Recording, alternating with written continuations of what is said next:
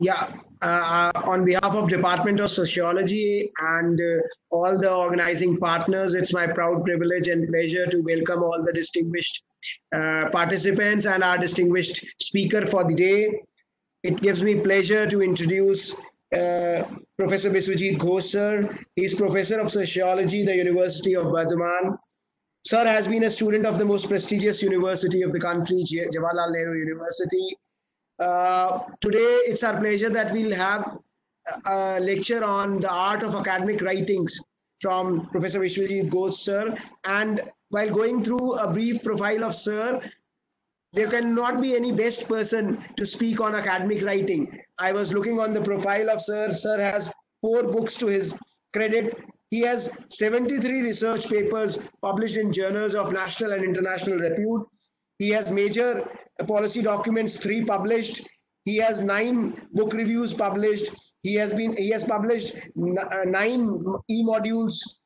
He has published 5 research projects. 9 PhDs have been awarded under his supervision. Needless to say that he is a resource person to many universities. And one of the biggest achievement and for people like us who are starting up the writing, procedure, that sir has been a journal editor, a board member, or a reviewer to, prestigious publications like Sage, Springer, elsewhere. So it is, our proud privilege that we have with us Professor Biswajit Ghosh, sir. He's a visiting fellow to JNU, Shivaji University, Tripura University, and so much to say about Honorable Professor Biswajit Ghosh, sir. I'll not be taking much of time and leave between him and the participants. I'll request sir to please deliver his deliberations on the art of academic writing, sir. Thank you, Dr. Mahajan. What time? How much of time I'll be given to talk about? Around 50 to 60 minutes, and then we can have a discussion. Okay, roughly an hour. Yeah. So I would begin by talking about certain general aspects of writing before I go on to each of the points that you probably have shown. I mean, you are already being shown on the poster itself. First of all, academic writing, as has already been said by Professor Mahajan, Dr. Mahajan, it's an art. It's not haphazard activity. It's an organized intellectual activity, and one has to do it continuously, devote himself or herself, and plan it. And you have to manage your time in such a way that you gradually actually come up to such a level. Now, I could write for Elsevier, I could write for Sage, I could write for Oxford, all big publishing houses as of now, not because I started writing just on one fine morning, but because I have been writing, and we all actually write for different purposes, writing a term paper, writing a project report, writing your thesis. Okay, we begin gradually. Now, obviously, it's a tedious task. And if you look into the types of papers that we all write, I may classify them into 3 types. One is basically theoretical writing. Many of what eminent scholars, for instance, Jacques Derrida has written a theoretical paper, right? Similarly, Michel Foucault has written a theoretical paper, right, on different aspects of contemporary social living. Then there are papers, there are PhDs done, there are research being done on the field itself. And many of the theses that I have evaluated during the last 30 years of my academic career, they were basically field-based. They speak about the reality, field reality, right? And a lot of them are basically on showing tables and graphs and so on and so forth. But the best type of research that I have seen, and I would be basically talking about today, and I would request all of you to do it, is a combination of both sort of theory and practice. Because you might have seen that all good contributions to the literature begin with the theoretical question, 1 or 2 theoretical questions. Then the research goes on to the field, data description about the field, and then comes back to the theory again.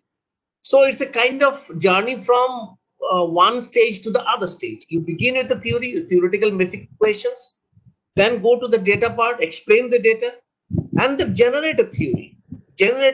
Which either supplement the existing theory, you can nullify the existing theory, or you can add it to the existing theory. You may also give rise to a new kind of explanations. So most of the journals, I will be basically talking about writing, particularly in journals. Most of the journals, they basically prefer this third type, which combines both theoretical arguments and field-based in order to generate a viable solution. In social sciences, in sociology, journals like Sociological Bulletin, Contribution to Sociology, these are the journals they look for, all qualitative journals. So, my dear friends, if you're thinking of writing, you have to have a theoretical input. I will be coming to this gradually. As of now, I'll be talking on different aspects.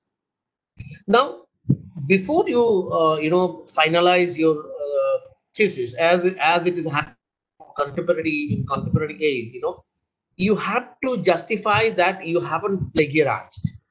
So this is something that is needed in contemporary phase, probably when we were students. When I was writing term papers or writing thesis in JNU, probably nobody asked me to go to the library and check the similarity level. But now it is a must. So if you are writing something, if you have written something, you must have that check, similarity level. You must check the similarity level. All good university libraries have software, either Urkund or the other one available at other universities. You go to the library and get it checked so that the similarity level becomes less than 10. If the similarity level is more than 10, you have to revise your articles, revise your writing, and you can test that any of your writing that you have written earlier, if self sort of plagiarism is also kind of plagiarism, right? So if you have written something earlier, say 2 years back, 3 years back, you cannot copy it. You have to change each and every word, right? Changing the language is a must. All right. So there are softwares which would show you from which sources you have copied and what was the portions which you have copied. You have to change the language. You have to change the scenario. You have to change everything so that you may claim this is something that you are writing. So this is something that normally we expect, and many of the free plagiarism checkers don't go to that. They won't give you the exact estimate, exact similarity estimate. And whenever you submit any article to any journal, they would ask you to either submit a certificate that this is not plagiarized, or you have to, they will check it themselves, saying that this is the similarity level is so and so. So I think all journals basically look for this, and if you are in a position to provide the certificate saying that your similarity level is less than 10, the editor will be impressed. Editor will be impressed, but because one first level check is already done. First level check means your similarity level is less than 10%. 10% is given for the references. Many places the references are also being copied by the software.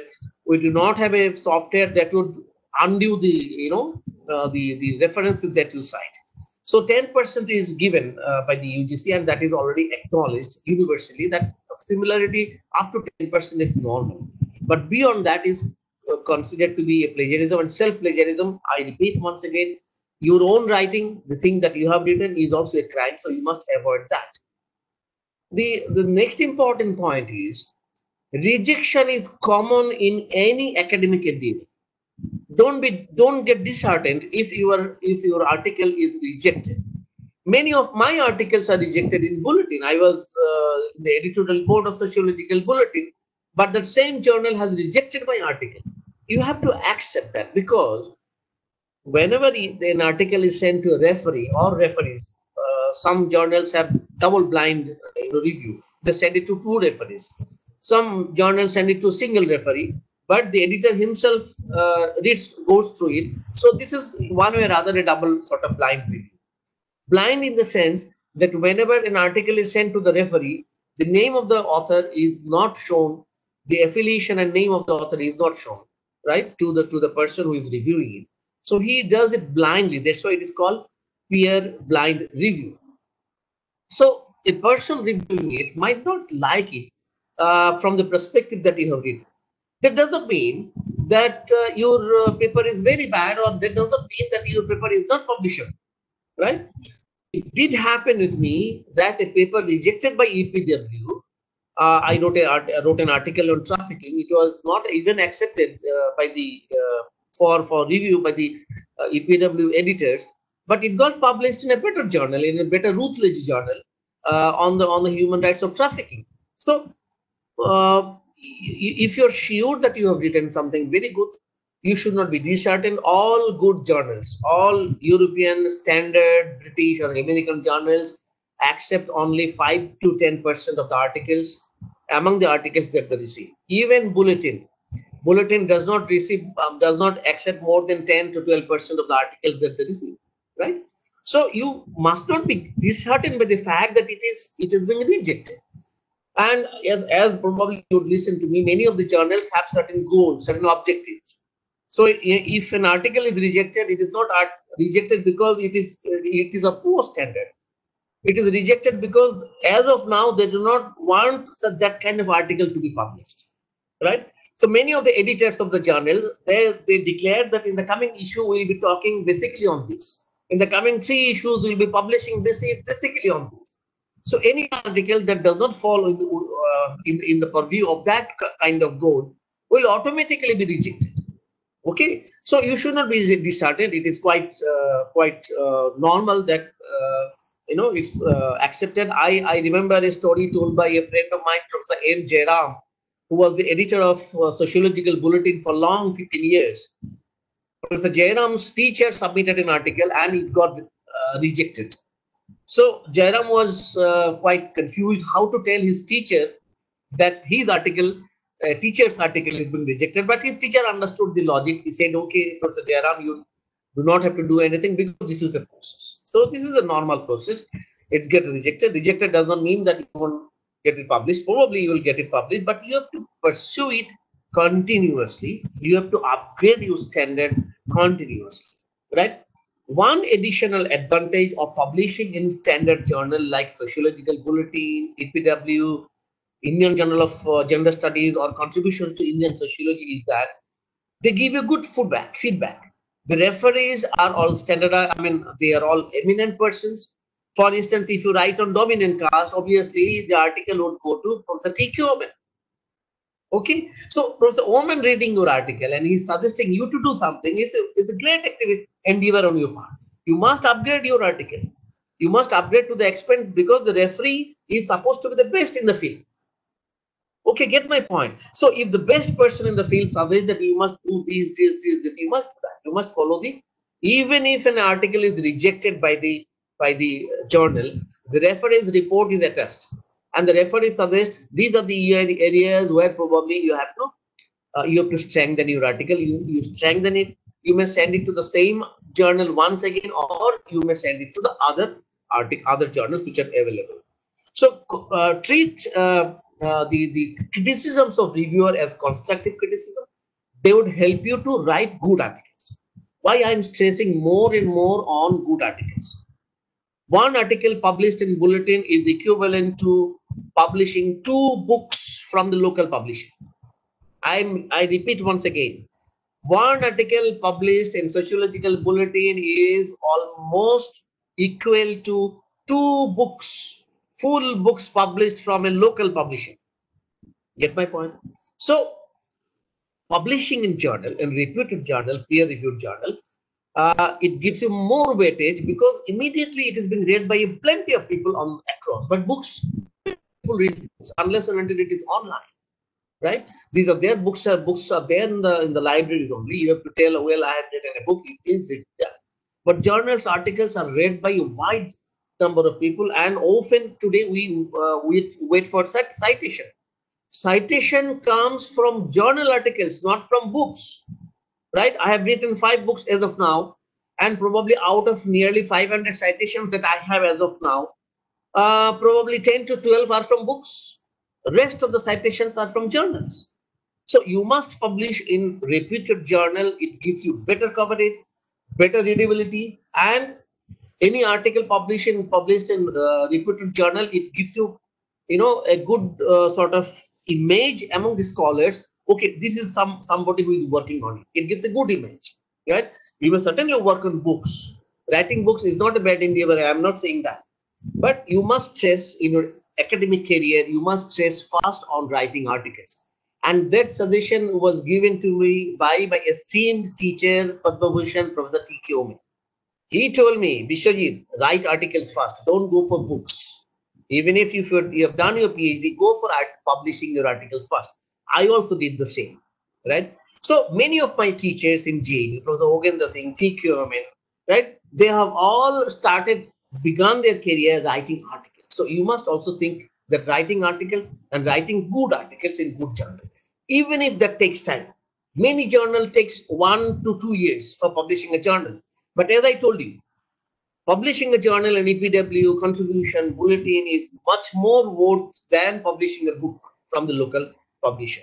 So don't go for cheap publishers. Don't go for sort of predatory and clone journal. You rather should go for a sort of reputed thing. Now let me come back to the structured points of what actually, as a reviewer, I would look from an article. Every week, at least one article I review for many of the European journals with whom I am attached.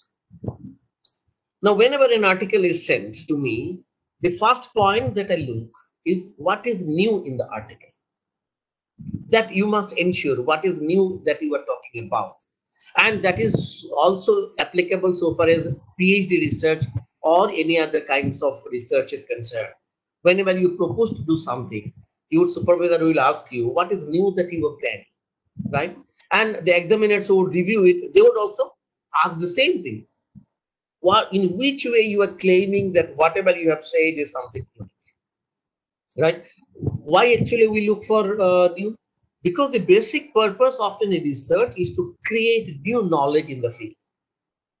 It does not suffice that you play with the old sort of knowledge and you reproduce the old knowledge that is already known to us, right? What is the point in producing the same knowledge? Maybe you have produced the same knowledge through your PhD 5 years back. You are saying the same thing now. What purpose you are saying? You are fooling people. In the name of publication, you are basically fooling people, and people won't read you. People will read you more and more. People will cite you more and more only if there is originality of arguments in your paper. And if a paper has very solid argument, a new twist, I will be giving you examples.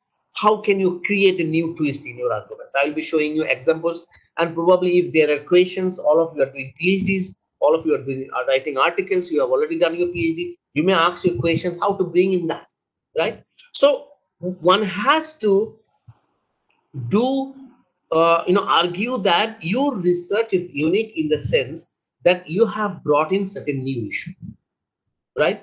Because someone else already done the research and you are not repeating that. For instance, someone has found that there is a relationship between two variables, variable A and variable C. If you say, well, in between variable A and C, there is a variable B, which probably determines the weightage of both A and B. Or maybe you can say, along with variable A, B, C, there is a variable B also, right? Which probably the investigators haven't talked about. So this is your contribution. You have to basically talk to that. That's why we often say, whenever somebody comes to us to do PhD, we ask them to go for literature review. Why at all you are asked to do a literature review? Because you have to find gaps in knowledge. If there is a gap in knowledge, somebody has done something, but this aspect has not looked into, this aspect has not taken care of, you have to look into that, right? So we always you have to look for gaps in knowledge, and if you are not able to find a gap in knowledge, there is no gap in knowledge. People have already studied this, okay? Don't study that. I would suggest you not to study that. You have to find out a gap which probably you will be exploring. Now, one problem that probably in the contemporary field, I have noticed that you have begun your research looking at a gap. Okay, you have done the review of literature and you are in the field. By the time you are in the field, somebody has already come out with the research, writing on the gap that you have already traced. So then you are cursing that someone has already published it. you are about to publish it, you are about to claim the credit of doing a research on a certain issue which someone else has already done it. So that makes quite challenging. You have to then again look for new. You have to critique that view, that person also who has published in recent time has also ignored that aspect. So doing research is a very challenging endeavor, continuous endeavor. You have to consistently pursue what is being written on the field. And that's why globalization is helpful to all of us, because all articles, all valuable articles are available to all of you, to all of us, right? Then one person kinds of persons that would help you is, first of all, your supervisor. You have to go and talk to your supervisor. Sir, tell us or tell me the kind of references that I should study. He is the first person. Then you may go to persons like me. You may mail me. You may mail other persons who are working on particular field. For instance, if you're working on trafficking, right, you have to write to me, because I am one of the experts. I've worked on trafficking as a part of UNICEF consultant, right? So you have to talk to the experts to find out that this is the proposal that you have developed, and you're asking the expert to go through it. If the expert agrees that yes, he is going through it and he's suggesting certain points to you that you must read that, you must read this, then this is something additional. So in the contemporary phase, with emails being available, you rely on the faculty members of the department in which you are attached. You rely on your supervisor, or rely on global scholars available at global level. You just send your abstract, you just send your proposal, draft article, saying that this is something that you have written. Now, one advantage of sending a draft article through mail is that if somebody claims that that article is written fast by that person, you can disprove that. Let me repeat the points once again. For instance, you have written an article on dominant caste and you have sent it to Professor T. Kerman for review, for his suggestion on a particular date, right? You haven't yet published the article. You haven't yet published it. This is the draft paper. Now, before the review of Professor T. Kerman comes in, someone else publishes an article on dominant caste, right? Then who is publishing first? Since you have sent a mail to Professor T. Kerman, it is officially recognized proof that you have sent it. You may claim that you are in fact the originator, because you have sent that mail far ahead of the publication done by some other scholar. So there is the benefit of sending you draft proposal, draft article to your supervisor, to certain scholars, because that actually gives you certain advantages in claiming that you are the author, right? You are the author of a particular journal, of a particular article, and you have written this, you have created this on such and such date. Often I see the draft papers are also uploaded in the ResearchGate, but there is a danger in doing it, because the moment you go for publication, they will go do a plagiarism check. Now it will be 100% similarity, because you have already published in ResearchGate.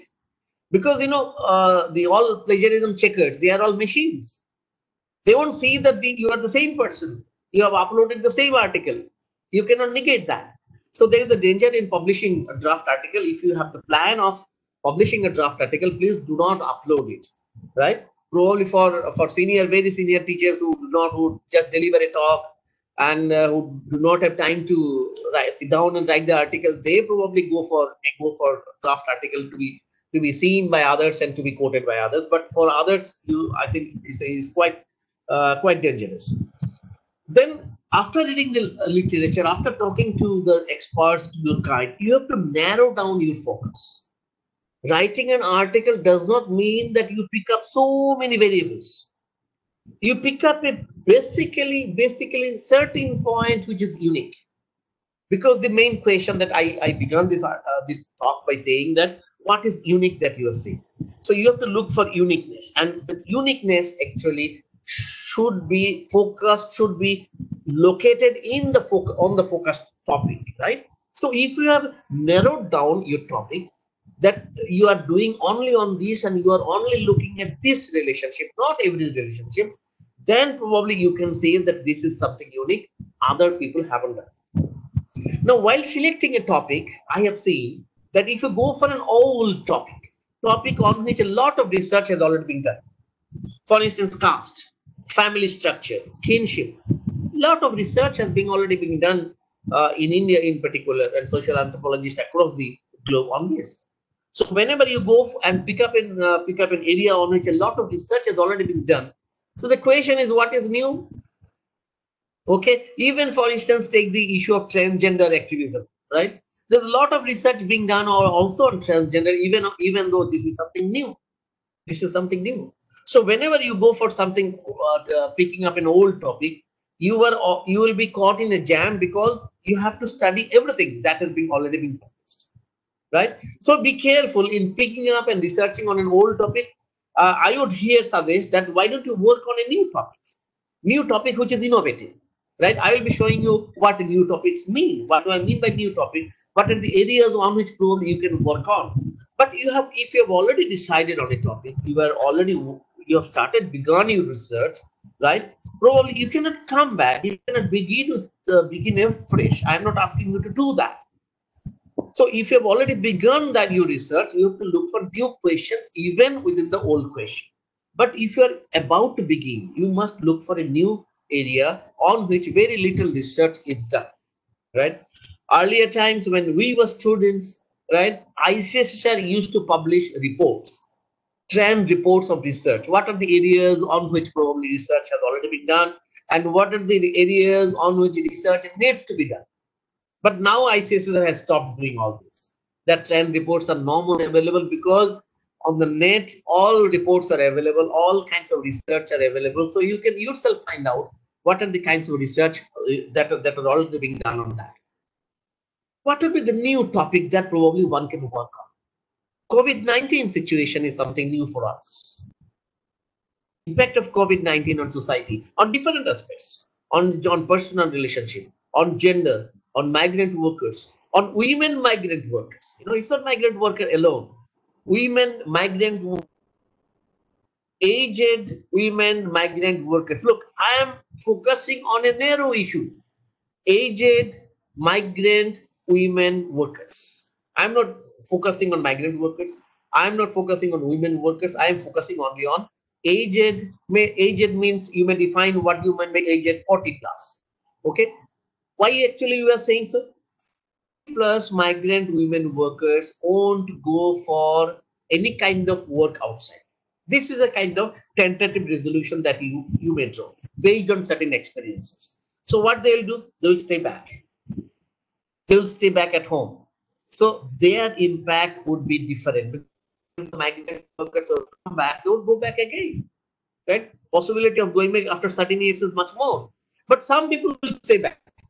Among those who will be staying back, probably you can identify a certain section. You work on that. They are the persons probably who would be becoming victims of different kinds of exploitations, much more than probably those who are able to go there, right? So you identify area which is certainly new, which is slightly new. Maybe you are working on certain topic, but due to pandemic, subtle change has happened. Why don't you pick up that? Why don't you pick up that agenda also? Add to your research. And I must tell you, very, very big European, very great, some well-known European journals are soliciting articles on corona, impact of corona. If you have done your research, if you have the potential to collect data through telephonic interview, through digital, ethnography, we call it digital ethnography. You have smartphone, you talk to five migrant women workers over phone, talk to their family situation, right? Generate information from them, collect information from them. So a sustained interview, sustained talk on everyday life would generate much more qualitative data than probably a field survey, much more. So you can do digital ethnography, right? This is possible. So with the digital ethnography, if you can add something, you can publish. Many European journals, as of now, they are asking for articles based on the impact of COVID-19. Look at that. Look at those. Then if you are working on a traditional topic, for instance, Dalit has become a traditional topic as of now. But is there any class basis through which you can identify, classify Dalits? Gender dimensions of Dalit exploitation.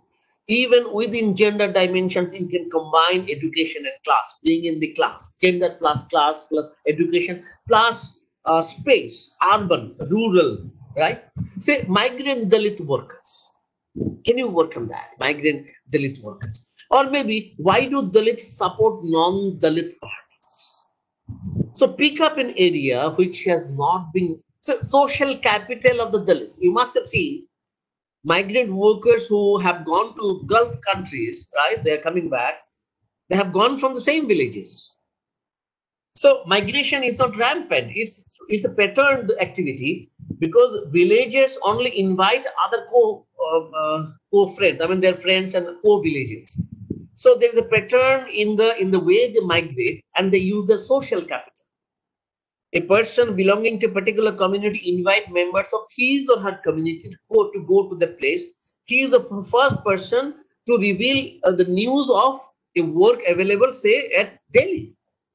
Right? A person who has already gone to Delhi, he is the person. So, social capital of Dalits, social capital of migrant workers. How do they use it? Their connectivity. Right? You are my relative, you are my friend, you are my villagers. I am known to you. I have social capital, I am known to you. So you use that. How do they use that? How do they use social capital to sustain? I am sick, so I am relying on you. I need money, I take loan from you. You can work on these new areas which are yet not being explored by sociologists. Then minority, we often talk about these issues of minority. You know, a scholar came to me 1 year back saying that he will be working on the issue of unemployment and deprivation of Muslims in the two districts of Bengal. I asked him a single question: what is unique in your research? Tell me. Because Sachar committee has already said that Muslims are deprived. Raghunath Mishra committee has already said that they are deprived. We are a lot of research being done. Professor Alam has done research. A lot of research. A lot of my friends have done research on the plights of minority workers or minority population in India. What is new in your research? Tell me. After your research, you will be telling they are unemployed, they are illiterate, they are so and so, they are poor. They do not have houses, they do not have sanitation, they suffer from disease. Fine, same findings. So why don't you work on new topic? Then I said, when I went to Malda in order to study as a part of UNICEF team, I saw a lot of Muslim girls going to schools. I saw a lot of Muslim girls going to colleges. Why didn't you study on the aspiration levels of those Muslim girls? They probably hail from lower middle or upper middle classes. Their parents are literate, right? They have the ability to pursue their education. So these middle class women, students, their value framework, their choices, they are far, separate or different from those of their mothers or their grandparents. So why didn't you study on the Muslim middle class? In urban certain locations, there are Muslim teachers, there are Muslim employees.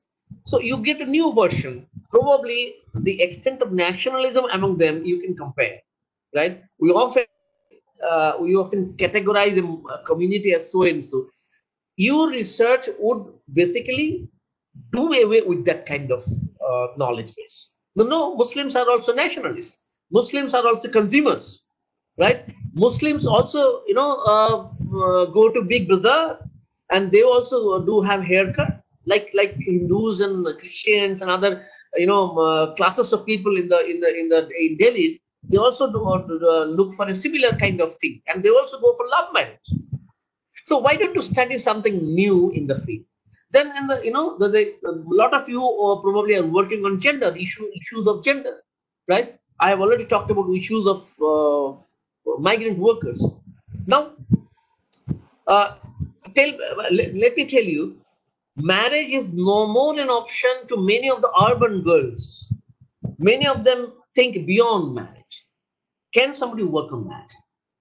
What I'm saying that even within gender dimensions, there are newness which probably one can work on. We have been talking about this and that, domestic violence, dowry, trafficking, child marriage. I have been working on child marriage as a part of UNICEF in Bengal. And whenever I went through the literature, they have written about poverty and that gender bias, everything. But when we went to field places, I saw that one of the reasons for the child marriage is love marriage. The girls and boys of younger age, they are arranging their marriage on their own. There are cases of elopement. Parents do not know. Parents are rather afraid of such elopements, right? So this is number one. Now, if the age of a marriageable boy is 20, obviously, or 18, obviously the age of a marriageable girl would be less than 16, less than 18.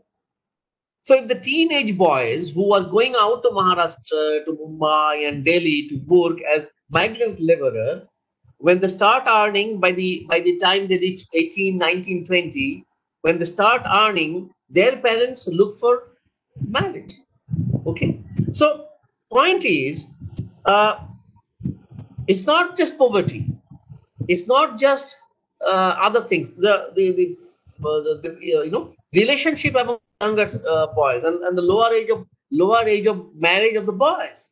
So in order to prevent child marriage of girls, I have suggested to the Bengal government, you have to also prevent child marriages of boys. Unless and until you do that, you cannot prevent child marriages of girls. So your research would bring in new input into social discourses and provide a new theoretical foundation, right? Which would be better explainable in social situations. Now, this is the first question about what is new, and I again illustrate. I again stress by, since I'm ending this point, I've already taken 40 minutes to explain the first point. Sorry for that. That you have to find out a newness, otherwise nobody is going to publish your article unless and until you prove that you are coming up with a new argument. Then your method, you have to be very that you are following. What are the sources of data? What are the types of methods that you are following, right? Sample size, location, time period. If you're using statistical tools, right? So in the beginning, you are saying these are your research questions. Based on the research questions, you are saying these are the tools that you are using. Do the match. Do your research tools and the research questions match? Why I'm asking this question? If you say you are going to look into the quality of relations, you are going to see the quality of relations between certain sets of people, right? But your tool is questionnaire. Your tool is interview. Obviously, there is a mismatch between the tool or the technique that you are suggesting and the questions that you have framed. So they should match. If your research questions are qualitative, your tools should be qualitative. If your research questions are quantitative, then probably you can go for hypothesis testing. You cannot go for hypothesis testing if you do not raise qualitative, do not have clear hypothesis locating relations between variables. Right? If you are not interested in statistical tests and use of tables and all these statistical parametrical tests, then don't go for hypothesis building. Rather go for questions, research questions. So you have two sets. One is research question, which will lead you to qualitative research. The other is hypothesis, which will automatically lead you to quantitative research.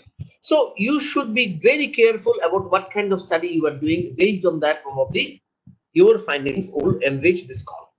Then what is the theoretical relevance? As I said in the beginning, all research begins basically with theoretical question. What theoretical relevance your research has so far as understanding the problem is concerned, right? You are working on gender, for instance. What kind of theory are you critiquing Butler? Are you critiquing this theory? Are you providing a critique of the Marxist framework? Right?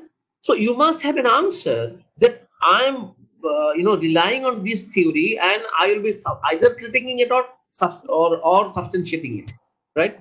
So it must have theoretical relevance, and the concepts, theories that you are using must be explained very carefully. For instance, you are writing on civil society.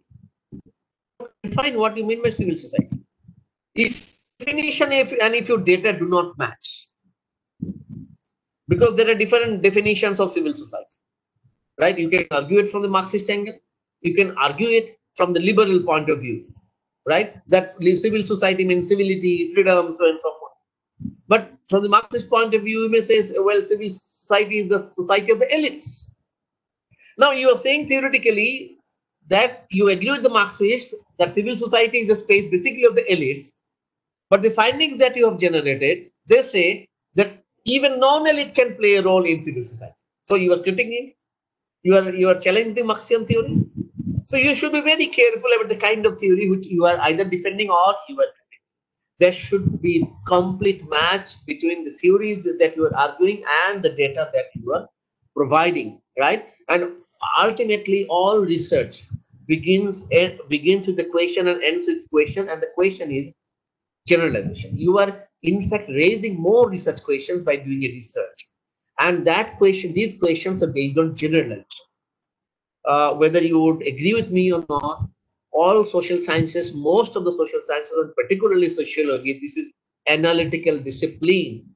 We analyze, and that analysis is basically theoretical.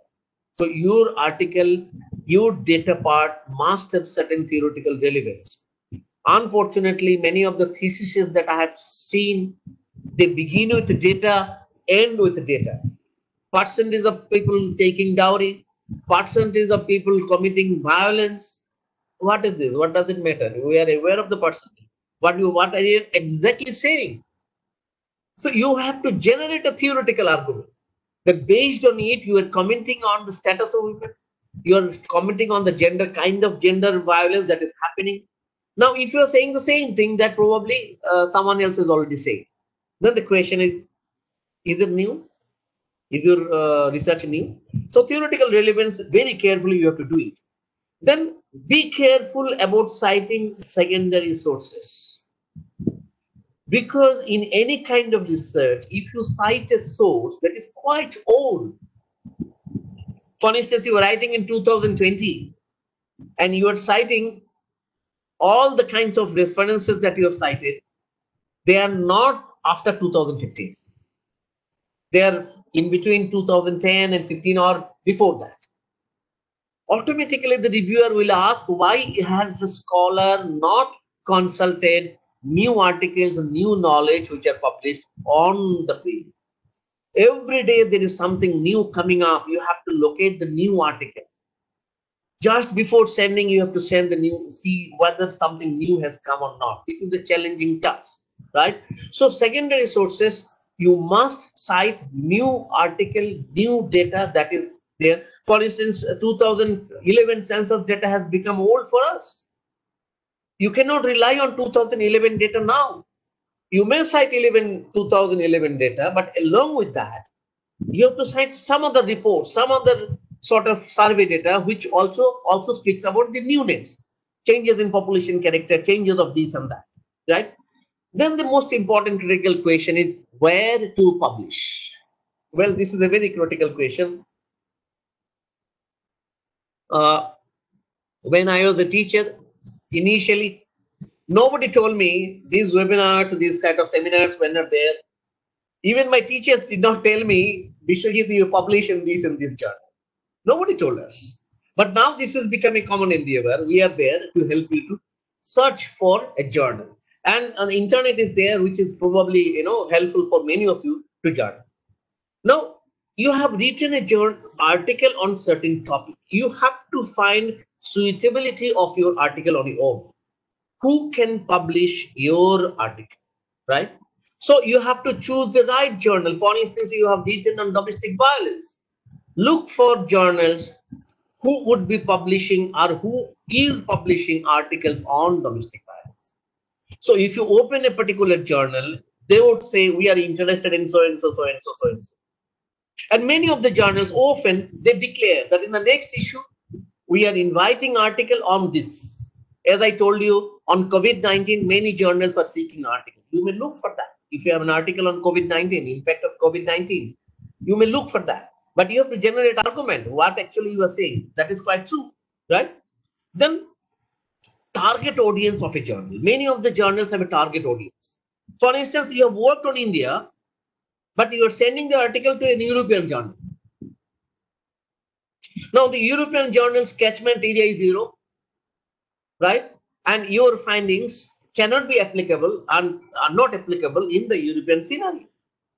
Okay, understand? So the editor will automatically return the article saying that this is not the exact journal to which you should send your article, you should send it to some other journal. So you look for a journal which is appropriate for your case. If you've written on South Asia, there are journals from South Asia which probably you should write, right? Then you should look for referred impact factor journal. I must tell you, if you open the UGC care list, last week UGC has come out with a list of predatory cloned journal.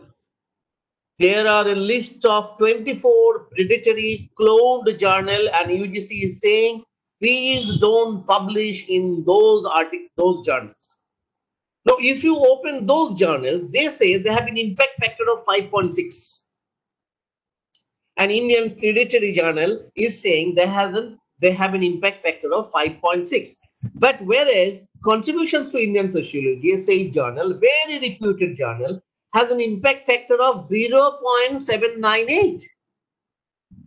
Not even one impact factor. And this, false journal is saying it has an impact factor of 5.6. Many of the scientific journal they do not have 5.6 is a huge impact factor. So be careful in selecting a journal. Don't fall in the trap of an art. And if you publish once, it gets published. You cannot neither claim the API that you deserve. On the other hand, if you go for plagiarism check, you will find 100% check because that article is already being published in a journal. So be careful. You look for referred journal, impact factor, and index journal. And obviously, if you go for SAGE journal, Oxford journal, Taylor and Francis journal, these are standard reputed publishers, then probably you did not have to look if this is a good journal or not. Obviously, these are all standard journals. And some reputed journals I may talk about because I'm just left with just 10 minutes. And I have drawn a list of around 22 journals on which probably you can search. If you're working on gender, for instance, and if you think that your paper is theoretically relevant, then you may send your paper to Gender and Society, a SAGE journal.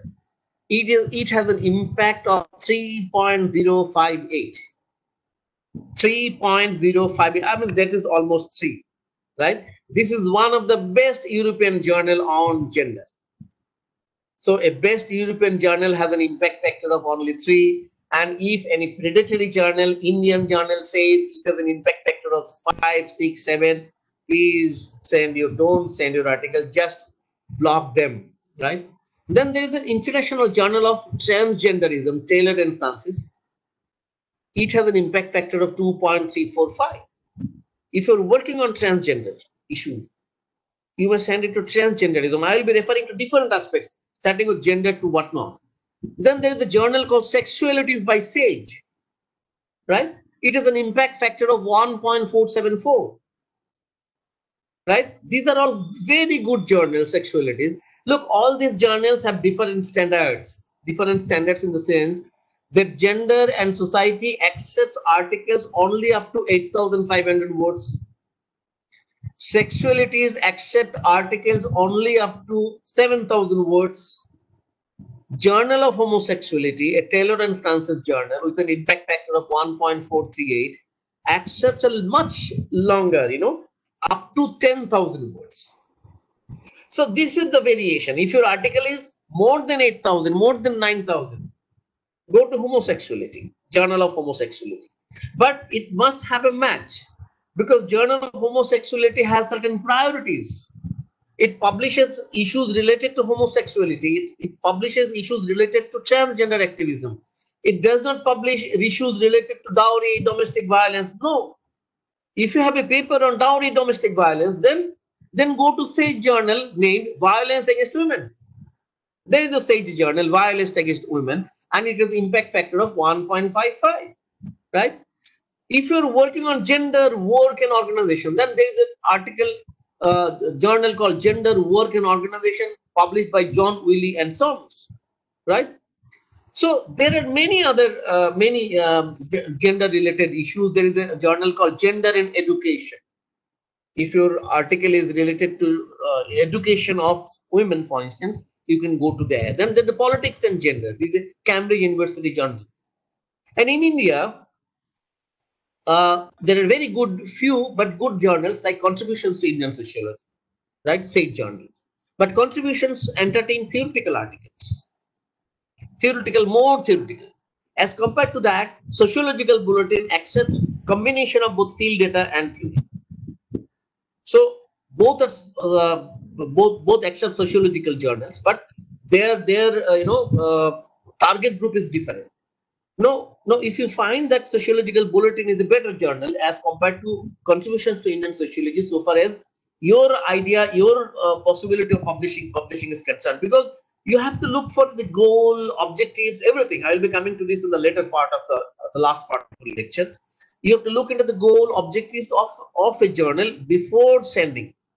You write, in fact, before writing your article, you have to look for a journal because of certain things that I will be telling you, my dear friends. It's a professional, organized activity. Publishing is a professional, organized activity. It cannot be done once in a full moon, you know. Suddenly you think that you are writing for EPW and you are sending it to me. No. Before writing an article, you have to decide the journal because you are sure of the data. You are sure about the, kind of thing that you are going to write. You have a draft article. You haven't finalized it. You are also sure about the arguments. So you look for better journal which probably suits you. And you search it. For instance, you are working on migrant workers. So give a command in the Google, journal on migrant workers. So a lot of journals will come. Look into the objectives, look into the goals, and then only probably you can find out a journal. In India, there is a very good journal on gender, Indian Journal of Gender Studies. This is also published by SAGE. Now, interestingly, many good Indian journals of late, they are now published by SAGE or Oxford or Routledge. Because of problems in publishing in the Indian scenario, because cost of publishing has gone up. I was there in an Indian Sociological Society where we had to give the journal bulletin to SAGE. So many of the journals are being published by SAGE, Oxford, because they give a very wider approachability and readability of your articles. So there are good journals published from India. Maybe many of them do not have impact factor. But if a journal is referred, it's a standard journal, it is there in the UGC scale list, you must publish it. Before publishing it, you must check it. But check it very carefully. As I have already told you, they are cloned journal. How do they clone it? There is a journal in Bengali medium, for instance, or a journal in Hindi medium, for instance. It is a print journal. Now, what do? They clone the ISSN number, they clone the name and shipped it to an online journal. For instance, a Bengali journal, which was supposed to publish in Bengali language, now says it is an English journal. And it shows the UGC scale list is print version only. You know, that journal is listed by UGC as a print version. It takes a photograph of that print, UGC scale list, and shows it on its website. You are being falsified. You are being fooled. This is not an online journal. This is a print journal. Okay. So if the UGC clearly shows this is a print journal, you must go for print on. You must not send any online journal. If it is an online journal, then only you must, because online and offline journals are quite separate, quite different. and their method of ISS in getting ISSN number is quite different, quite distinctive. So you should not fall in the trap, because of late there are journals which show that it is indexed by Scopus, right? You have to find out whether this is really indexed by Scopus or not. If a journal publicizes that it is indexed by Scopus, you'll be damn sure that it is not indexed by Scopus, because there is a lot of crime being committed in the publicity matter, right? Normally, a journal which is indexed by Scopus does not publicize or does not use the logo Scopus. It is there in the list of, you look into the objectives and there is a list of indexing authority. Just click the indexing, who indexes, then see whether it is indexed by Web of Science, whether it is indexed by Scopus, whether it is indexed by this and that. These will be very, very clear about you. So you prepare a list of journals and keep a list of journals in your computer. That these are the journals, these are the objectives, these are the word limit, and I may publish that. You are working on gender, you are working on informal sector, you are working on say panchayat, you are working on that. There are journals specifically tackling each of these issues. You must have a knowledge of the journals which are preferable for your kind of work that you are doing. If you have a list of 10 journals, then you can rotate between this and that. That let's try with this first, then try with this first. That okay. So you can change your journal and you can send your articles to different things. Finally, all journals, as I've already told you, they have the size limit, and many journals, many European journals, they have a size limit of only 3,000 words. Very good journal, 2,500 to 3,000 words. Okay, for instance, Anthropology in Action. This is a very good European journal. It does not accept articles beyond 3,000 words because it publishes many articles. Okay, so there is a word limit. Then there is the style, British. Many of the Indian journals, they follow the British English, right? European journals preferably use British English, but American journals, they use American English. Be careful in using, you can give a command to your computer and you can change the language very easily. Then there's a citation style, right? Many of them follow the footnote style, numbering style. Many of them Harvard style of texting, right? Even in the footnote style, somebody put comma, somebody doesn't, they do not do it. You have to be very careful and meticulously follow the citation style of a particular journal. Now there is a tendency among the scholars to use double quote. In contemporary journal publication, double quote is not used, only single quote. For any quote, single quote is used and double quote is used within a single quote. If you are highlighting some word within a quote, then use double quote within a single quote. This is number one. Number two, if your citation, the quotation is more than 60 words, then you have to index, you have to put it down and cite it differently. So there are different styles, and I would suggest you not to quote more than 60 words. It is called verbatim. It is also a crime. If you are quoting more than 60 words from a source, it is called verbatim. You are exactly copying more than 60 words. So if it goes beyond 60 words, don't copy more than 60 words. Because for any verbatim, you have to take permission of the author. This is under the Act, right? So you have to take the permission of the author for citing more than 60 words. And obviously, it will take much time for you to take the permission. So you do not do it. Then there is structure, right? Title, subtitle, font of an article, paragraph, everything. All journals follow different styles. For instance, you have listed 5 journals for publishing an article.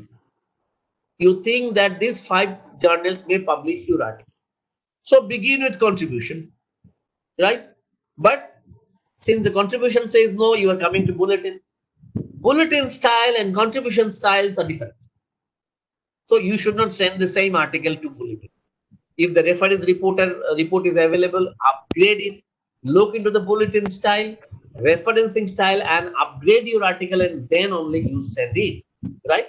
Then supplementary data often, the readability of an argument of an article goes down if you add certain non-relevant data in between, right?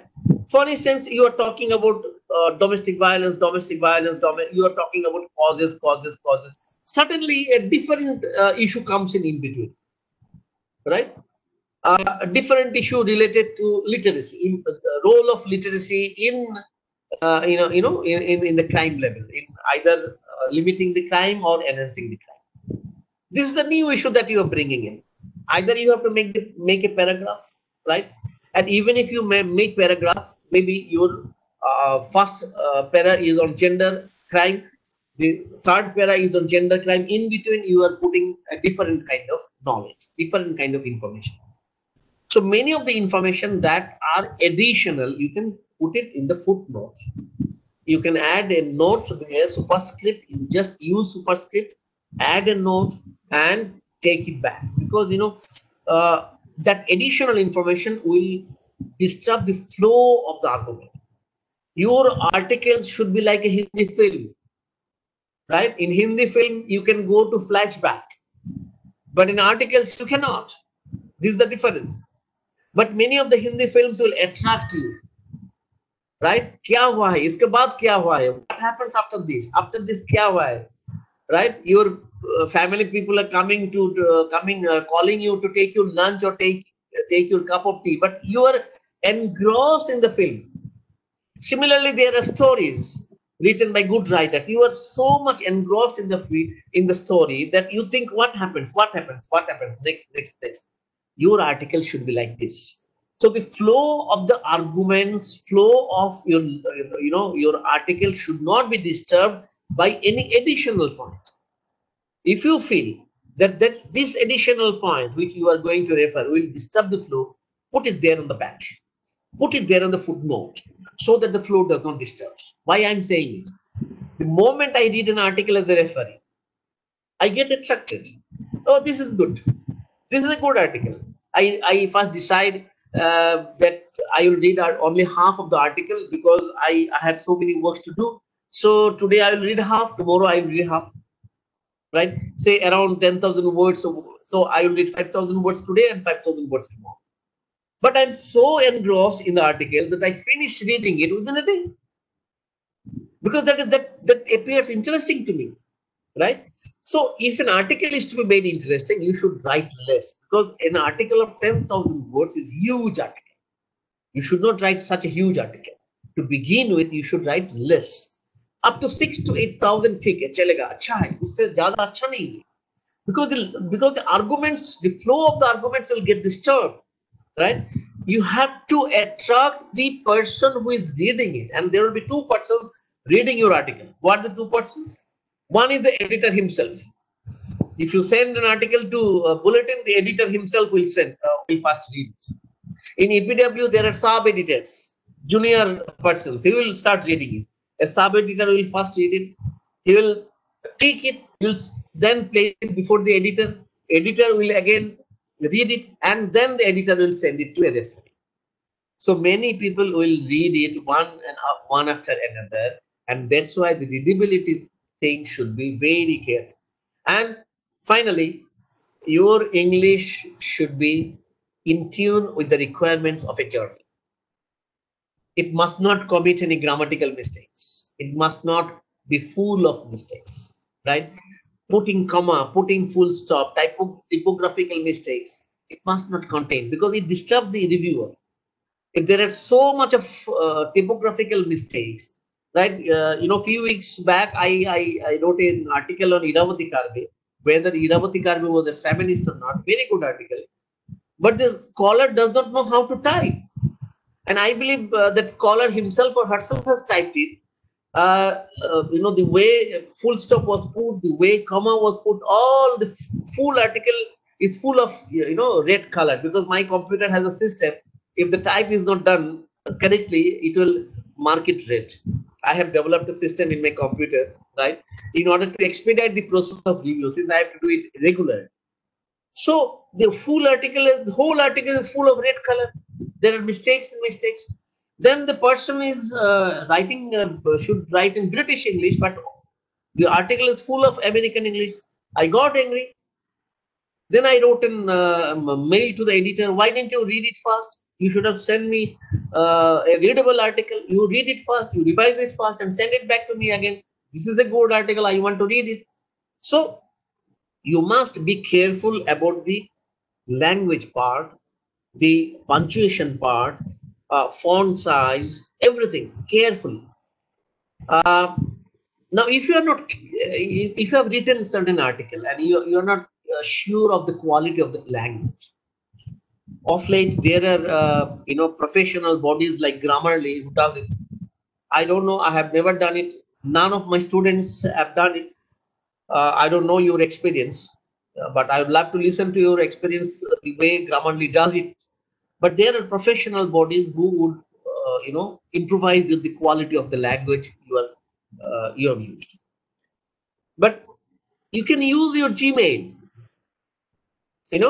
You cut page-wise your article. You copy one page, put it on the Gmail composition. Gmail will automatically, as of now, they have started correcting auto correction.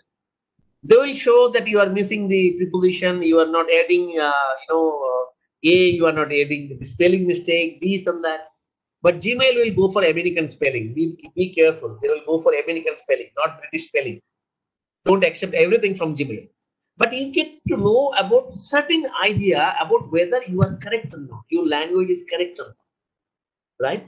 So you can use the Gmail as a first sort of thing. You can send your article to a friend of yours, to a teacher who tell you, well, this is something, this is that, right? So my dear friends, let me end by saying that if you have a desire to write, obviously all of us have a desire to write, because it's a perish or publish. You go to Paris or you are publish. And where to publish, right? Obviously, through publication, you should not only get API points which are required for any kind of professional activity. You must also draw the attention of those who would be interviewing you. You are doing your PhD. I remember I went to Central University for selection process, and a candidate came with a bulletin publication. Can you imagine? A candidate appearing for the lecturer post, he has an article already published in Sociological Bulletin. I automatically selected him, considering him to be a very good scholar. So if you can have a publication in Bulletin, in EPW, in Contributions, in Indian Journal of Gender Studies, very good journal, right? Go to the interview board with such article. So at the face value, they would accept you as a very good scholar. At the face value, right? So you have to create a face value of your research by publishing in very good journals. So there are good journals, there are reputed journals. Publication is a difficult endeavor, but this is not very, it's not that you cannot do it. You can certainly do it. Many of us have done this. Many of my teachers have struggled to publish. You just go to the biography of Professor T. Kuhlman, which he has published. Even he has struggled to publish initially. If you are struggling, this is not a problem for me. If you are struggling, then I would say this is very good, because you are working, that's why you are struggling. Anybody who has worked has struggled, and anybody who has struggled is working. So I won't consider it as sort of problematic. If there are problems in publication, there will be problems in publication initially. One will deny it, and you should be ready to accept no. No is, if one journal accepts your article, and you have sent, say for instance, you have sent 5 articles, and only one has said yes, you should be ready to listen to 4 no's. Because no is much more than yes in the publication world. So get yourself addicted to listen to no's. This is normal. We have learned about these no's so many times. I wrote an article on Maoist movement in India. working on that. I sent it to the bulletin. The editor of the bulletin, Professor Paramjit Singh Jaj, who is the president of Indian Sociological Society, told me personally, Professor Ghosh, this is a wonderful article. It must get published in bulletin. I said, I worked hard, very worked hard. Okay, but very long report saying I have to do this. It's asking for revision. I got angry. I didn't publish it in bulletin. Professor Paramjit Singh Jaj was asking me repeatedly, Professor Ghosh, why didn't you send this article? Why didn't you revise? Carry out some revision, send it to bulletin. I didn't send it. I published in a book on social movements that I published last year and this year itself from Sage. If you read that book on social movements by Sage, you get to know about the Maoist movement article that I published. So you have choices, right? Maybe a good article is not published by a journal, but there is no end to it. You have plenty of options as a scholar. So don't be disheartened if your article is is not accepted by one journal. I'm sure, given my experience, given the experience of Professor T.Q. Amen, given the experience of Professor Jairam, I am referring all stalwarts, right? One or other journal will accept it. If actually you recover the mistakes, you get to know the mistakes that you have committed. You should know the mistakes that you have committed. And only if you send it to a journal for review, often, what do I do? Just to know about the status of whatever I have written, I send an article to a very good journal. I don't send it for publication. I send it for feedback. Because I think I have to work more. I have to add more. Right? I myself, I'm doubtful about the quality of whatever I am arguing, the quality of argument that I'm generating. I am myself doubtful. So I send it to a very good journal, not for publishing it. You must be laughing at me, but this is the reality. I send it for getting the feedback of the referee, because the referee is a learned person and he or she comes with a very beautiful suggestion about what to do and what not. That actually gives you an idea that whether you are on the right track or not, right? If you plagiarize, referee will tell you, you have plagiarized, right? Don't do that. This is a heinous sort of comment. It's a very negative comment that you have plagiarized. So be careful in following certain things that I have already told you over the last 1 hour, 60 minutes, 60, 70 minutes. If there are questions, probably Sanjeev, you may take over now. Sanjeev. Yeah, thank you very much, sir. It was an excellent session, and not only few questions. I think we have more than 30 odd questions. We take up few questions. Yeah. Sir, I am Shaukat Azim from Karnataka University, Dharwad. My question is, the PhD students only after proper review of literature allowed to publish research articles, especially in impact factor or UGC care journals. To submit articles, students may take 2 or more years. However, impact journals take minimum 1 or 2 years. But research scholars don't have enough time. Inevitably, they go for further journals. How to speed up work, sir? You see, I must tell you 1 year before publishing your PhD material. Because if you publish the same material before you submit your PhD to the university, it will be caught as plagiarism. So you work on something else. You work on something else alongside. Don't publish anything that you are going to submit. You separate. So whenever you are going to field, for instance, you have gone to field to study labor relations.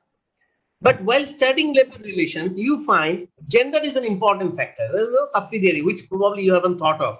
So you collect additional supplementary data on gender and you publish on that. So it's often true that it takes time. But if your article is written meticulously with so much of correctness, it can be published in a journal like Bulletin within 6 months. The possibility of publishing I published an article in EPW just within 3 months. I was surprised when I got in mail from EPW that they are publishing it because they liked it. So it all depends on whether your arguments are very sharp or not. and whether the adjudicators, the people who are publishing it, they want it to be published or not. Okay, so don't be frightened. Yeah, so two things I'm saying. Don't combine your PhD with publication. PhD, after you submit your PhD, then go for publication based on PhD. Don't before that. You should publish it with other things. But UGC is saying, as per the new law, that 2 of the articles should be published. 2 of the articles should be published. Even then, you have to change the language of the articles that you are using in the thesis. So you must have a strategy that your PhD is 100% pure. You haven't copied any word, and the articles that you have published are from the sidelines of your PhD. Okay, so it's a painful project. It's a difficult thing, but it's possible that you can do that. Even in Karnataka, there are journals, very reputed UGC listed journal. If a journal available in Karnataka, I had been to Dharwad University also. If there is a journal published by university departments, you publish there to begin with. It's not a harm.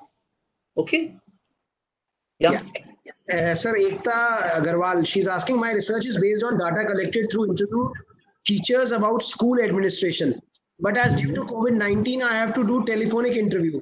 If this will be equally valid as well as, and it would be on field in-person interview? Yes. If in the whole of Europe, I may tell about the whole of Europe, I may trust many universities.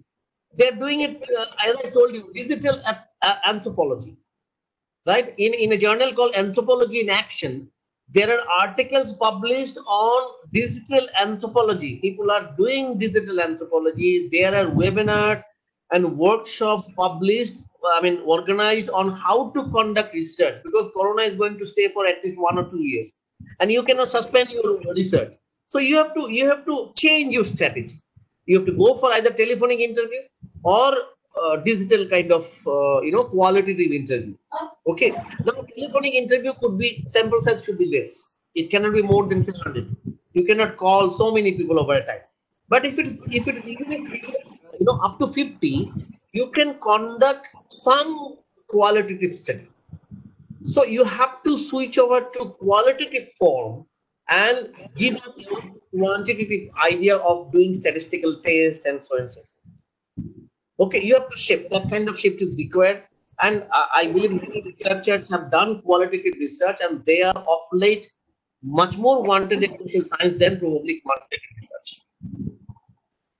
Thank you, sir. Thank you. A question raised by Nidhi Chauhan. Good afternoon, sir. What is the difference between research article and research paper?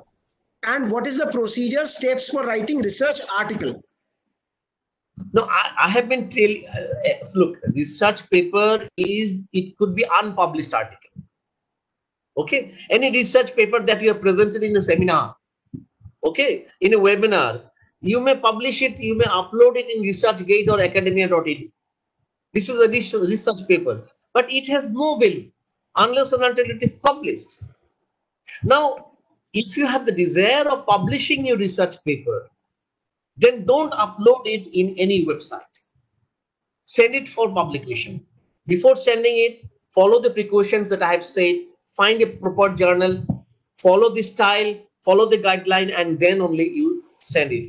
So I think you can always present the paper. Many of the articles that I have written were initially papers, because you go to a seminar, present the paper, and there are feedbacks given from here and there, and then you start writing again. Okay, so research papers are initial sort of draft papers, but published articles are articles published in reputed journals. Yes. Sir, Plavan Bhuvan. Sir, how to select quality journal out of many available journals? Is there any criteria to determine the quality of any journal? Well, impact factor, look into the impact factor of a journal. Right? All European journals will give you a list of journals, say rating or ranking. Right? Out of 10, this is number 2. Out of 20, this is number 4, number 5. This ranking is done. So on the net itself, you can get to know about the ranking. This is number 1. And instead of ranking, straightforward, look into the impact factor. Among the Indian journals, the best journal is Contribution to Indian Sociology. It's an impact factor of 0.798.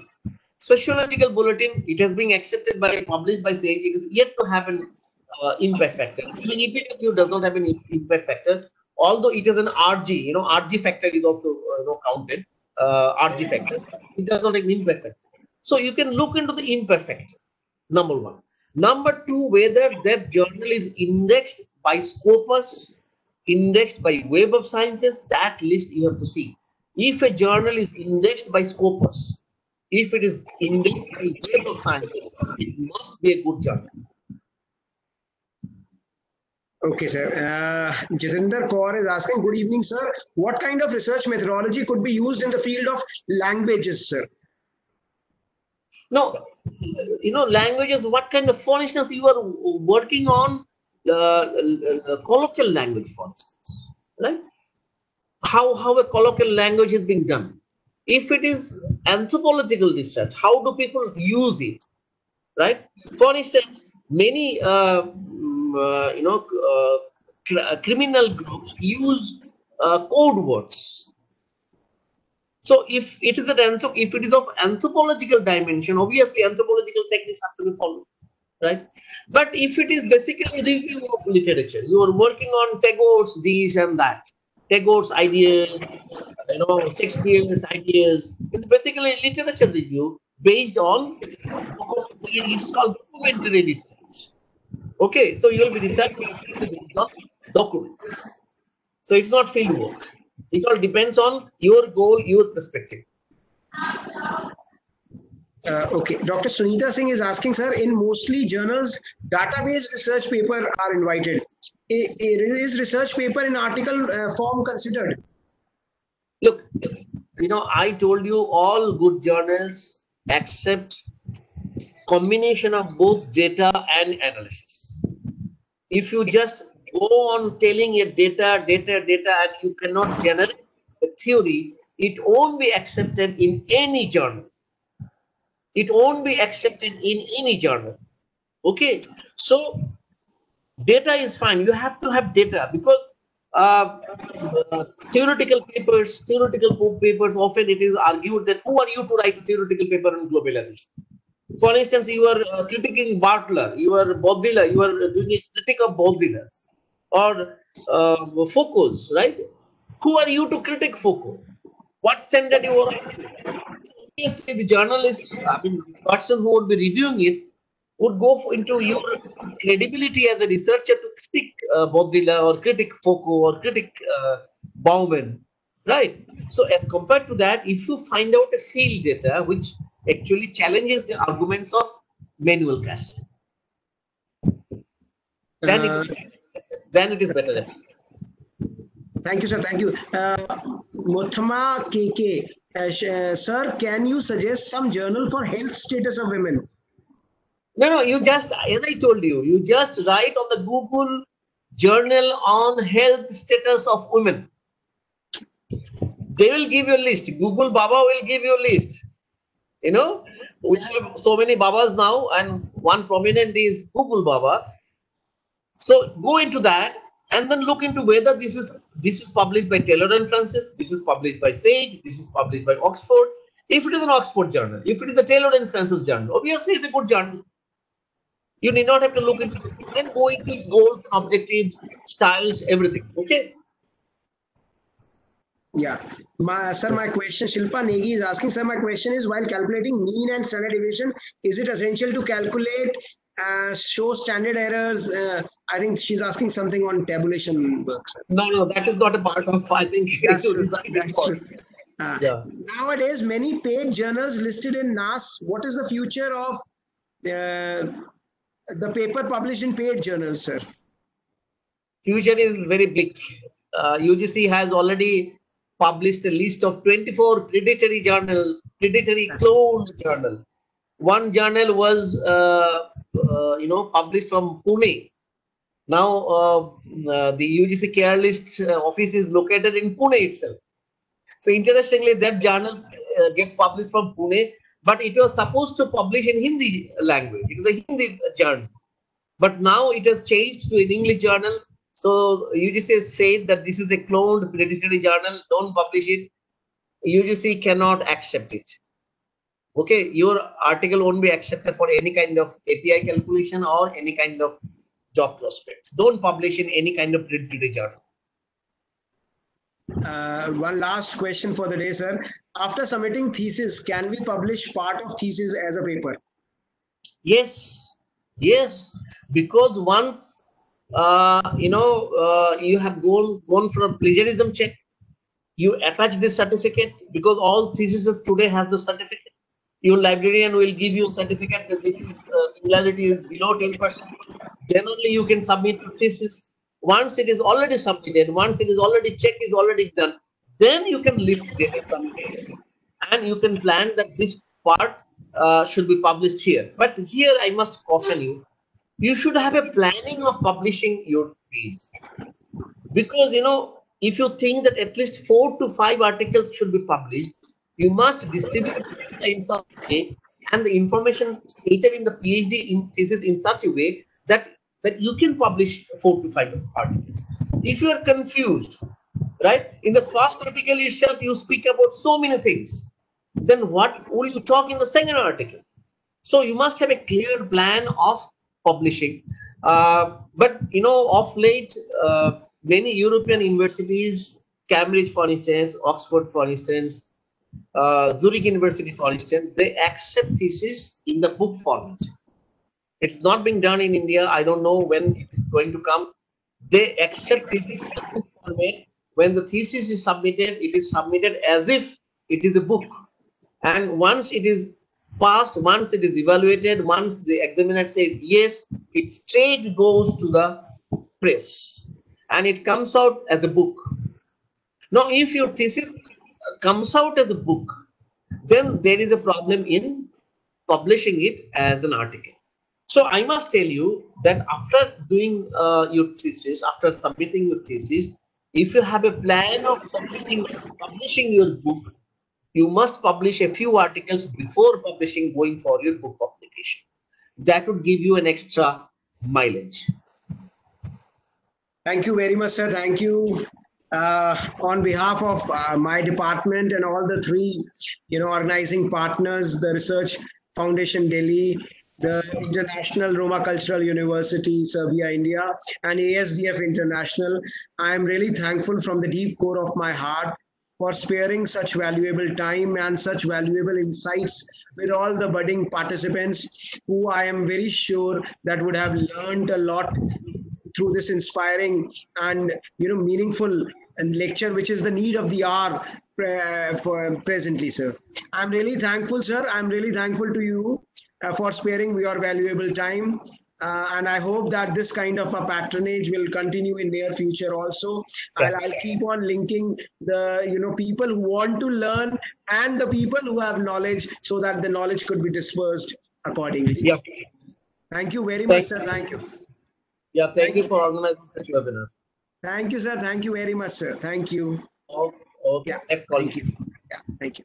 I request all the participants to be in the event, so that if you have anything to be discussed and some of the modalities which we have to discuss, we can discuss. In the meantime, I'll request all the panelists. Thank you very much. Thank you very much. Yeah.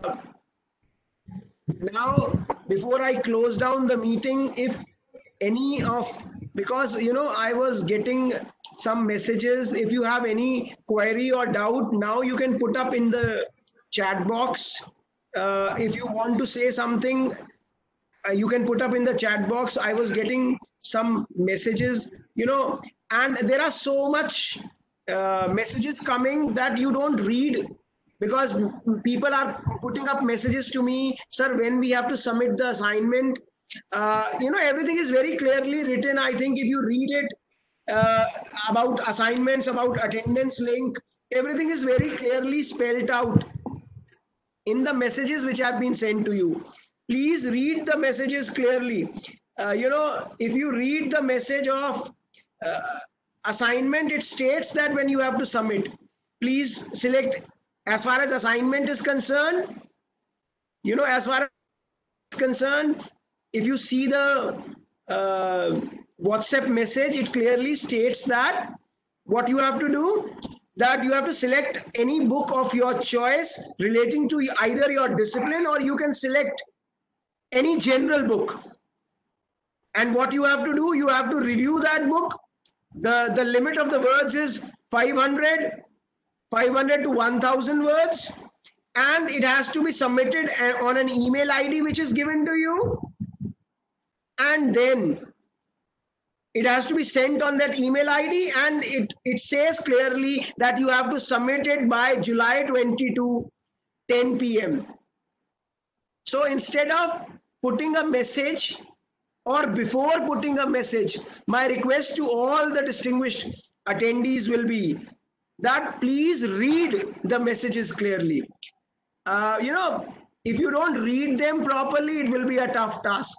Now, you will definitely get daily an attendance link as well as the feedback link. Both are same. In that same link, you have an attendance link and the feedback link. The link was shared to you during the Cisco WebEx meeting, and it has also been shared with you in the WhatsApp group. Is it okay? So either you can do in between,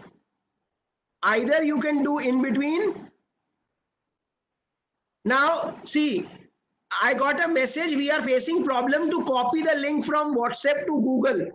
I shall be grateful to you if you provide it on email ID. Again saying, it will be very difficult for me to provide everything on email. We have more than 800 participants. The link is very clear. The link is very clear. You copy that link and put it to Google. I understand that WhatsApp links are coming on your WhatsApp. You transfer, listen to me very carefully. You copy that link, paste it into your mail, and with this you can get it to your Google. See, for me it is very difficult to put it on your mails. So you will have to bear with me that the link is there in your WhatsApp. Now you copy that link and after copying that link, you just take it. After copying that link, you just take that link, paste that link into an email ID and send it to your email ID, so that you get it on your laptop or computer which you are saying. It is shared. Yes, I can share you the email ID of Biswajit Ghosh sir. Surely I'll share it with you. So now what I want to say all of you is, see, I got some messages of audio and video. Now let it be very clear. Cisco WebEx is a platform which can adjust up to 1000 participants. And you will be pleased to know that we were joined in the inaugural session by around 400 participants, and around 300 to 400 participants were there in the session 1. Now, since so many load, it requires an excellent bandwidth. There was no problem from our side. If you had any problem, whether it is relating to audio, whether it is relating to video, it has been a problem from your side. The bandwidth problem. See, all those who joined it from telephone, all those, that's okay. Swati Sharma has helped me out. If some students are watching it on laptop, they can use WhatsApp web from there. No, if you are watching it on your laptop, no need to even link your WhatsApp to web. Copy that link from chat of WebEx, paste it to the browser and just open the link. This link is available till 9 p.m. today. You can fill your attendance and feedback. Daily you will get an attendance and feedback which you have to fill. Assignment has already been given to you. See, I am not remembering, Shikha, I am not remembering the email ID. I'll just check it up and share it with you on the group. I know the link is easily copied. I know. What I'm saying is that I have already made things very systematic and crystal clear. Now, you know, some mails saying that we could not join the WhatsApp group, we joined late. Actually, it is an online, it is an online FDP. If you are not able to see your email IDs properly on time, it becomes difficult.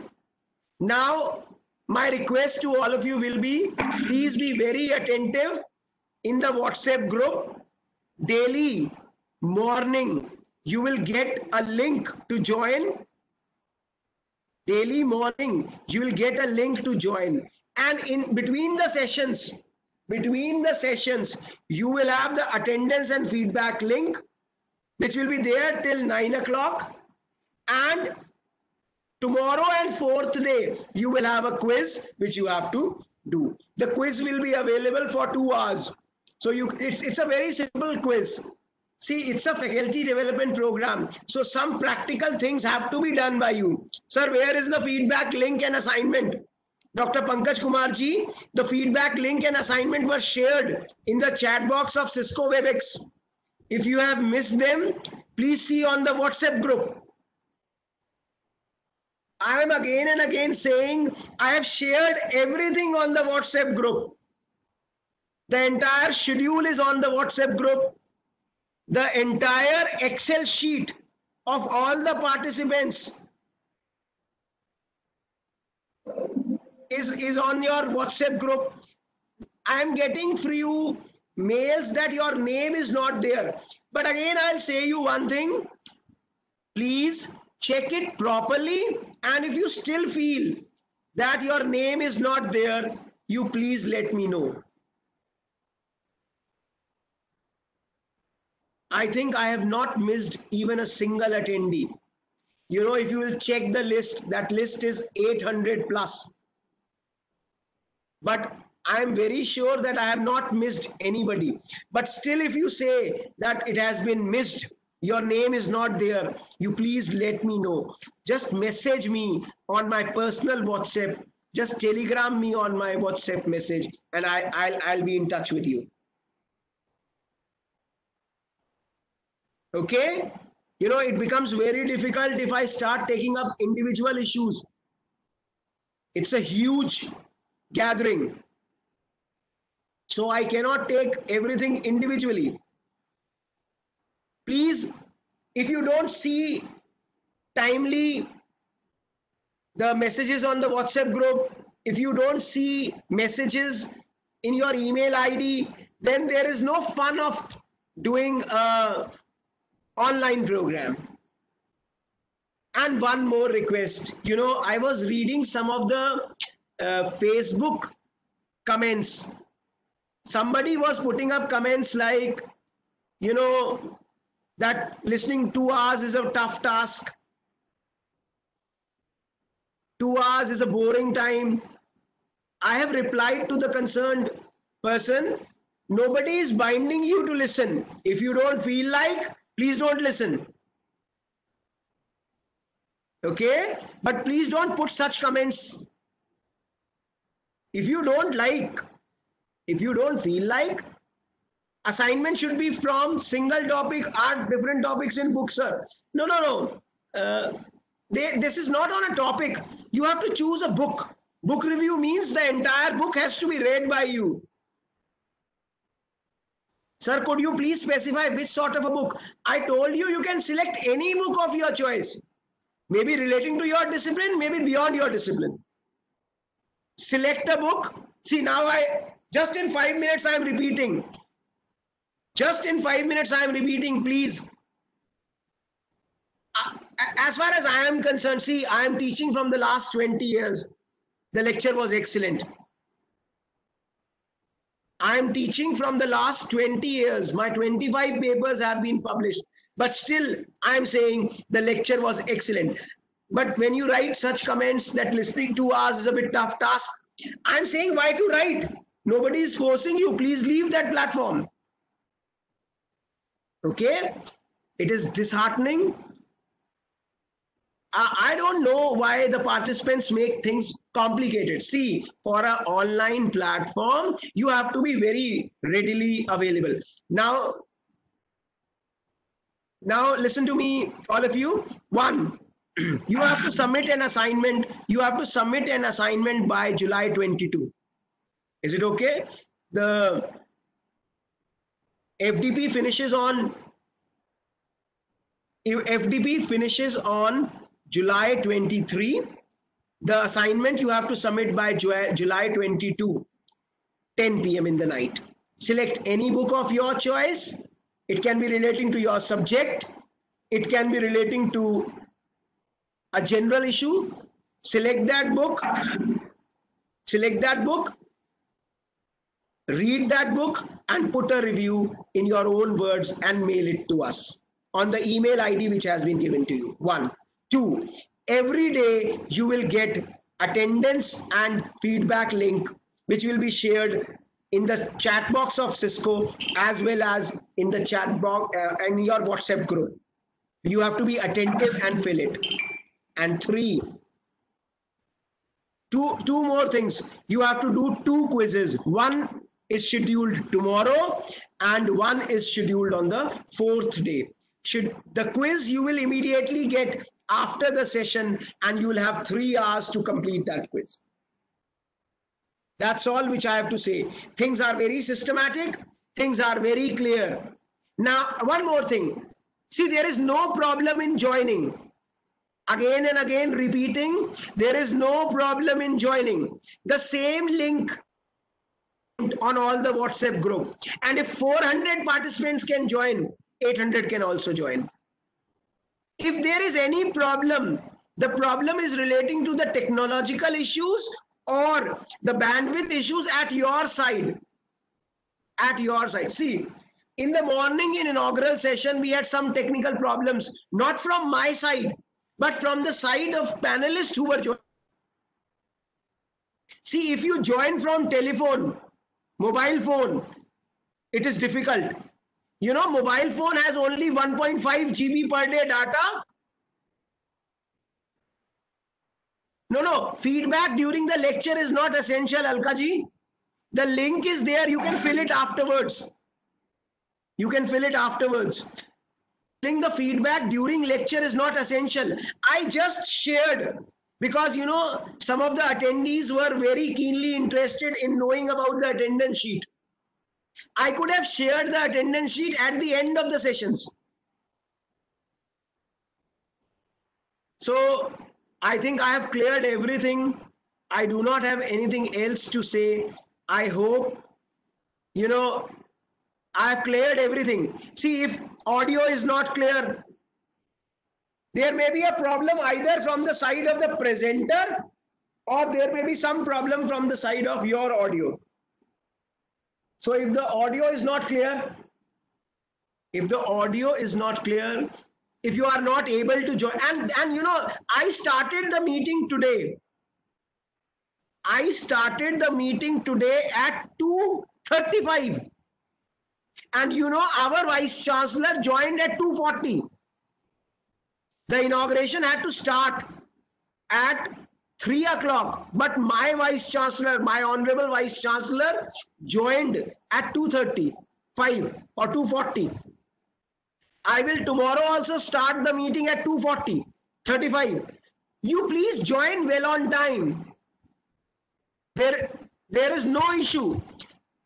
Your system should have Cisco WebEx and then you just have to click the link. That's all what you have to do.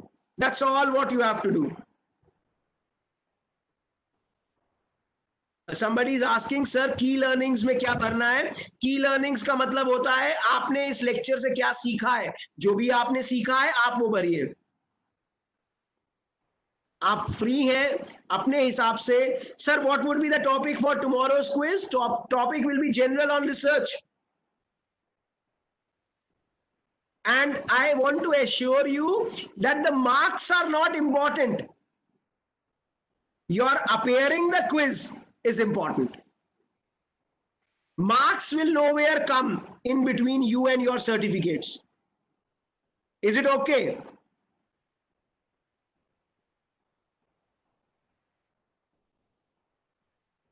No need. I'm saying that nothing to worry. Assignment is for your betterment. Quizzes are for your learning. Is it okay? I hope I am crystal clear, and tomorrow we will not have any problem. And one more thing, please don't put your questions in the chat box.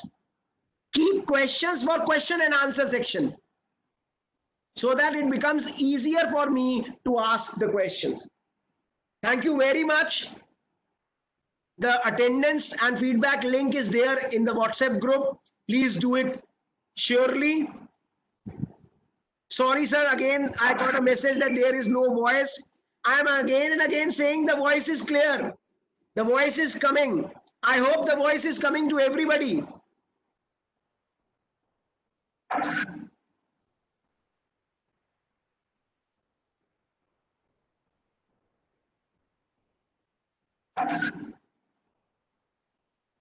The voice is coming to everybody. Getting my point? I think now voice is clear and I'm audible. Thank you. If voice is not coming at your side, then some technical problem at your side. I'm really thankful to everybody for sparing out time for us. And I hope that you will join us tomorrow well on time.